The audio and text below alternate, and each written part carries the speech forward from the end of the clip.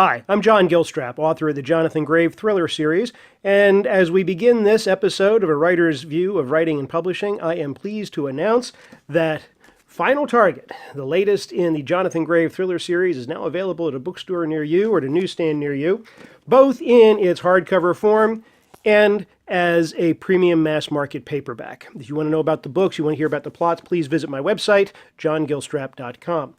But on this occasion, I think it's probably a good subject to talk about would be the different versions of books and how the different format, whether it's mass market or premium mass market or trade paperback or hardcover or ebook or audio, whatever, what are some of my views on this and what kind of impact do they have on a writer's life? A little bit of history. As late as the 1970s, maybe into the early 1980s, the big deal, the big money for an author actually came through the mass market paperback sale. So when a manuscript was shipped off to a publisher, they get whatever money they got for the hardcover, but the home run really came from the mass market sales because back in the day, every drugstore and grocery store and wherever you went, there are these big racks of paperback books. And that's where I did all my reading. That's where I got all the books when I was growing up. I didn't have a hardcover book until probably college, and they were all textbooks. So first of all, let's get to the definition of terms. This book is actually called a premium mass market. This is a standard mass market.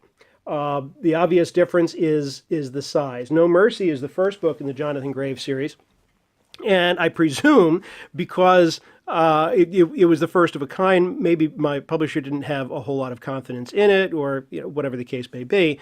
So it was for $6.99. You could buy this little bitty version of the book. The downside was that the print is virtually unreadable. It's so small. Then after the series took off and started doing well, they actually reprinted it as a premium mass market, which it costs $9.99. See the difference in size, and obviously the difference in readability is pretty significant as well. So beyond price, what's the difference? I don't know. The industry treats mass market, whether it's premium mass market or regular mass market, pretty much the same. And that's not all good. There is a caste system within the publishing business that I don't fully understand, where premium where mass market in general is held to sort of a disdain. The New York Times recently announced that they are no longer going to have a paperback bestseller list. When I won the Thriller Award in 2016 for my novel Against All Enemies, I won the best paperback original, while a hardcover author won the best novel. It's very, very difficult to get major market reviews for softcover books of any form, but certainly for mass market. And it's very difficult to find these in libraries too. And that makes a lot of sense because paperbacks take a beating. All books take a beating at a library, but paperbacks take an especially tough beating. So, $10, $26. And I will tell you, so far, the strategy has worked in terms of gathering more reviews. Final Target has gotten more, stunning, I will say, more major market reviews than my previous books have.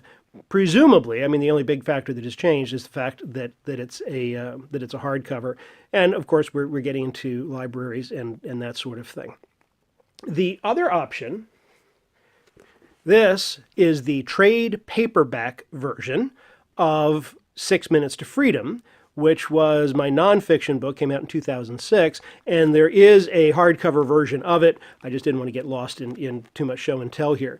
Now, a trade paperback is the size of a hardcover, but is made of is a soft cover, and you'll see it's a very readable book. Availability, there are those who will tell you that the mass market paperback or the premium mass market, either one, is a disappearing entity. And part of that is because those racks have gone away in the grocery stores and the drugstores and all these other places. Normally, these days, when you look at those racks or those shelves in the local Publix or Giant Foods or wherever it is that you shop, Safeway, most of the mass market paperbacks you see will be the premium mass market size, and they will be last year's hardcovers that have been reprinted in paper form.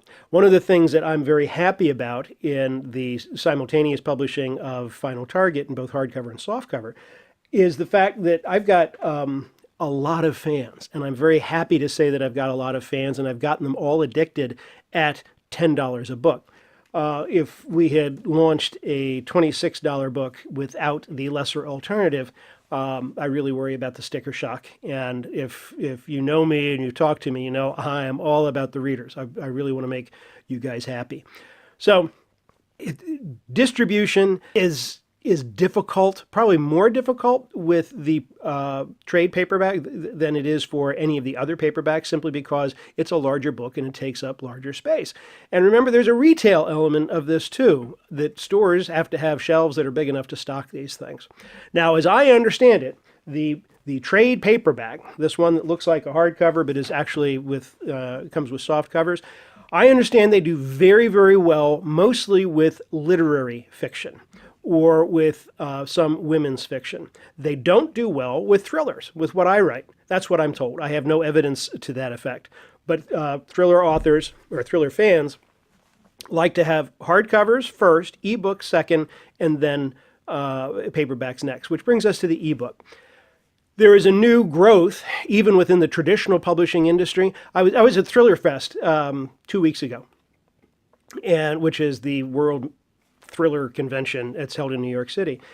And somebody threw out a statistic that in the United States there are in the United States there are 1 million books published every year, 700,000 of which are self-published as ebooks.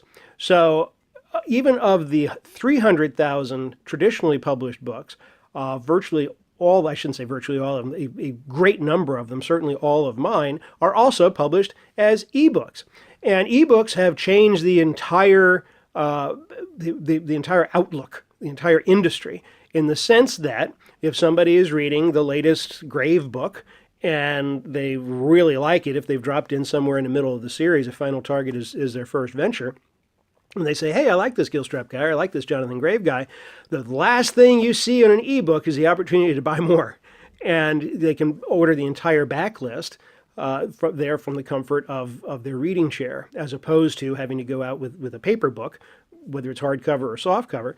Paper book, you have to go out to the store, and if they're not on the shelves, and frankly, you know, if a book is more than a year old, and it's a paperback original, which mine have been in the past, you're not going to find them in all likelihood. You're not going to find them in Barnes and Noble. They're going to have to be special ordered. So anyway, that is the difference between the different styles of books and their impact on me. I tell you what, from a personal perspective, I'm just grateful to be read, to have fans, and however they come out. Yeah, it's kind of nice to be out in hardcover again. But I don't buy into the caste system. I think there are a lot of really, really good books that are published as paperback originals. I think there are a lot of really good books that are published as ebook originals. I even believe there are some really good books that are self-published. Anybody who can make a dime in this business and provide entertainment for people, I think that's just a really terrific thing. So that's my take. I've taken up a lot of time here. Until next time, y'all take care. Please keep reading. I'm John Gilstrap.